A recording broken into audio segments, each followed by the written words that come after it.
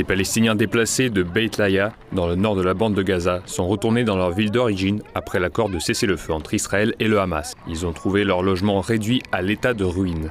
Le maire de Beit Lahiya, Alaa Al-Attar, a souligné dans un communiqué qu'il ne restait quasiment rien de la ville et qu'environ 100 000 citoyens palestiniens étaient désormais sans abri.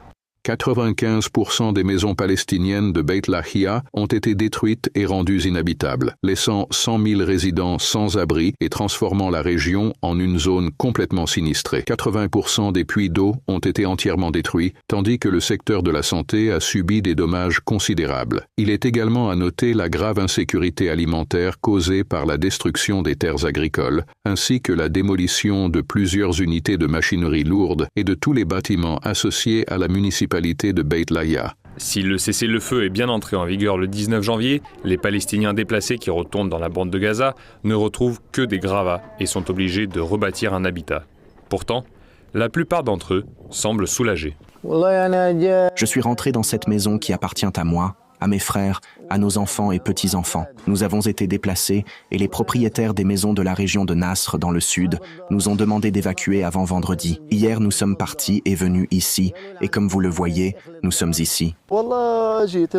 Je suis revenu de la région de Yarmouk à Gaza, où j'avais été déplacé. Maintenant, après le cessez-le-feu, je suis revenu et j'ai apporté mes affaires et mes outils. J'espérais retrouver la maison ou même une partie pour y vivre. Mais nous n'avons pas d'électricité et pas assez de force. Comme vous le voyez, la maison a été détruite et transformée en ruine. D'abord, je vais essayer de construire une tente pour y vivre et affronter le froid. Maintenant, c'est l'hiver et le froid est sévère. L'accord de cessez-le-feu entre Israël et le Hamas s'organise en 3 phases, dont la première prévoit la libération de 33 otages israéliens et de centaines de prisonniers palestiniens.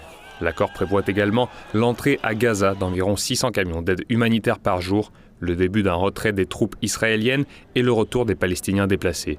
Les phases 2 et 3 devraient être finalisées au cours des 6 prochaines semaines. Ils incluront un cessez-le-feu permanent, la libération des otages restants, le retrait complet de Tsahal et la reconstruction à long terme de Gaza.